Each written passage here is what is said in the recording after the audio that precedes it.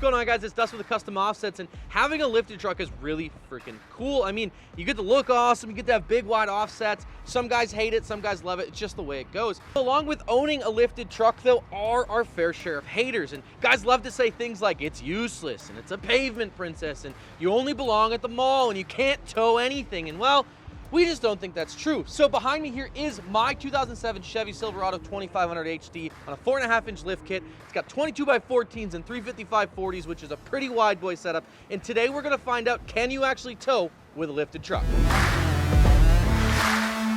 So guys, you can have a show truck and use it too. Today we're gonna actually prove that. So we're gonna take my Duramax here, again, lifted 4.5 inches. We're gonna take that and hook it up to a 33-foot gooseneck trailer, and then we're gonna load our Super Duty onto the back of it and prove to you guys that you can tow it around. So before we get the truck loaded up, I'm gonna get backed under the trailer here. We're gonna get it hooked up, then we'll talk a little bit about the science behind towing with a lifted truck and go from there.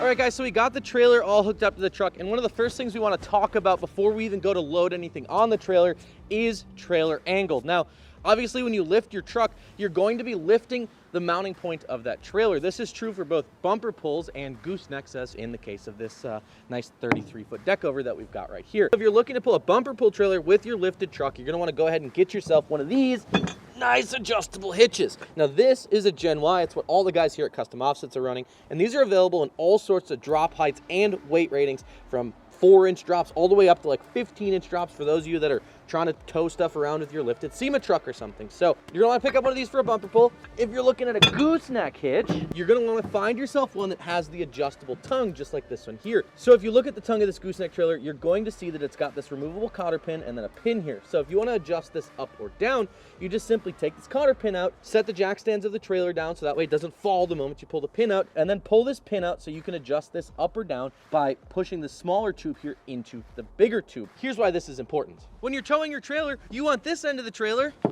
to be level with this one. Here's why.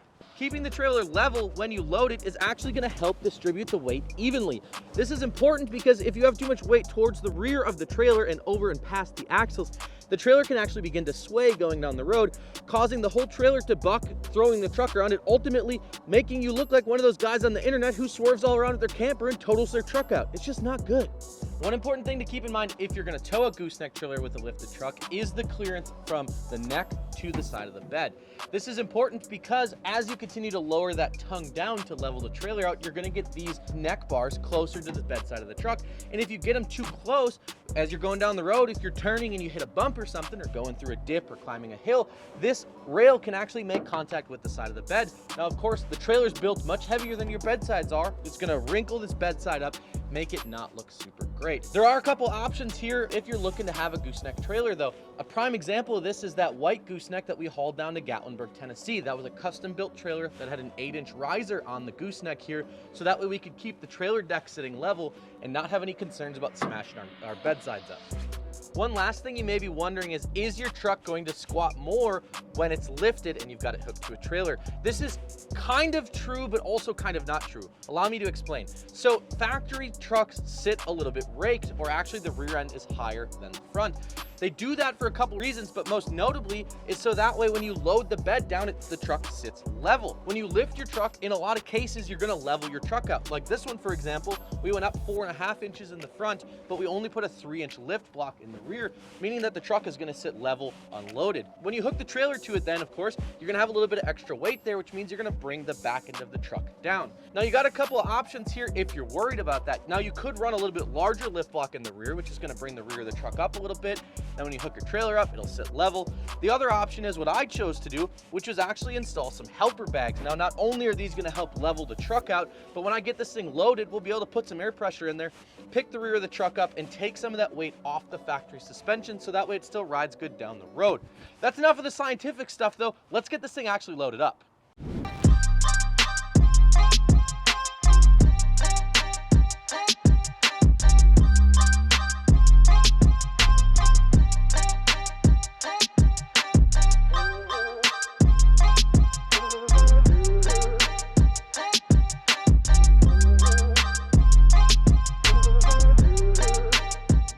So one thing you guys are going to want to keep in mind if you're going to tow with your lifted truck is that along with a lift kit usually comes bigger and wider wheels and tires. Now, these fundamentally aren't the issue here, but what you want to remember is that with bigger wheels and tires, you're going to have more rolling resistance, which means that it's going to take more to push those wheels down the road. It's just a bigger wheel, it weighs more, so it takes more to get it going down the road.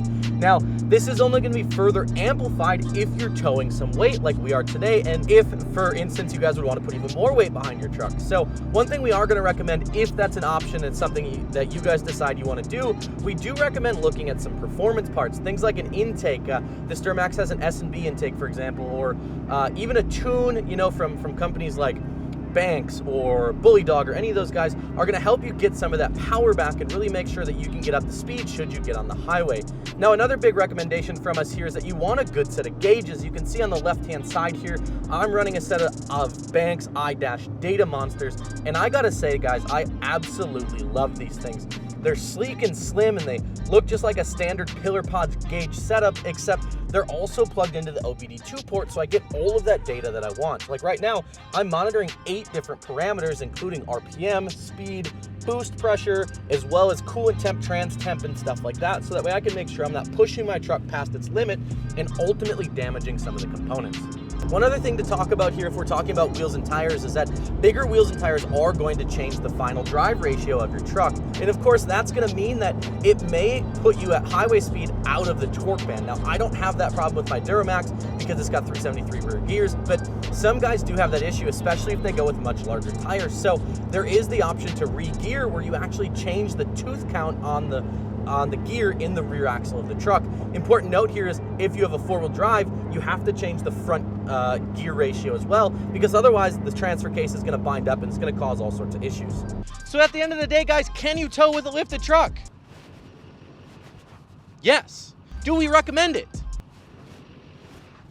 Also yes. Are there things that can help? Of course. Things like recalibrating your speedometer to make sure it's accurate, a couple of performance parts to help you get back some power, making sure that your wheels and tires are weight rated for the load that you're going to be carrying, and of course, having a quality suspension lift kit that's made for that kind of abuse. If you guys have any questions about towing, you can hit us up on any of the socials. We'd be happy to help you out. If you guys like the video, make sure you subscribe to the channel, and with that, we'll see you on the next one. P.S. You can win that thing. Bye.